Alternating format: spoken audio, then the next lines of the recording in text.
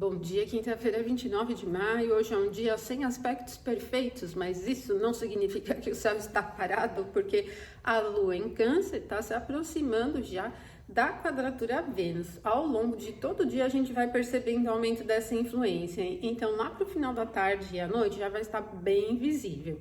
E, gente, quadraturas entre Lua e Vênus instigam um pouco mais desse perfil insatisfeito com tudo. Então, a insatisfação fica presente tanto no campo do afeto, do sentimento, na troca afetiva entre duas pessoas, seja no nível romântico ou no nível familiar, enfim, amizades e tal.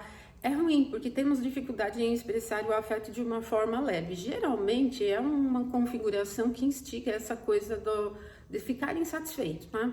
Então, eu diria assim, não é um momento muito importante, muito interessante, né, na verdade, para esse tipo de assunto. Se você tiver que ter uma conversa importante com alguém aí, né, com quem você tem um vínculo afetivo, eu recomendaria deixar para um outro momento, até porque conversas hoje já ficam delicadas, tá? Daqui a pouco eu vou falar por quê. Mas outro tema também dessa quadratura entre Lua e Vênus, que é um pouco mais desafiador, são os temas financeiros, né? Sejam eles quais forem, mesmo se for para você aplicar dinheiro no investimento, é ter cautela com a coisa do risco, porque quando Vênus fica ali no signo de Áries, ela tende mais a impulso, né? As vontades repentinas, desejos, na verdade, repentinos, a tentar um pouco mais, arriscar um pouco mais, competir um pouco mais, e isso pode ser um ponto delicado, né?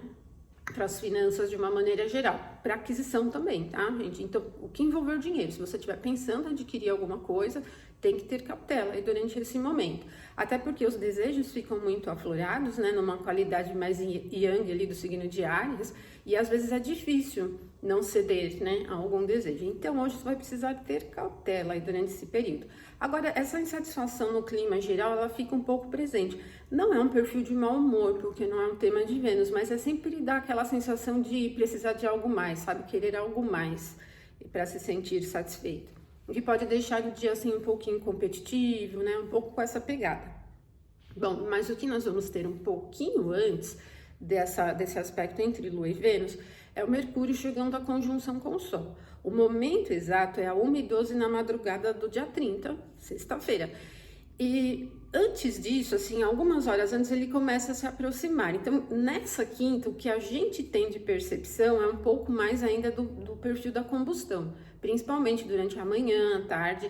Por isso, gente, tenha cautela se você tiver que lidar com assuntos de postagem, tiver que marcar uma reunião, né, conversar com alguém em algum assunto importante, porque na combustão o planeta está invisível.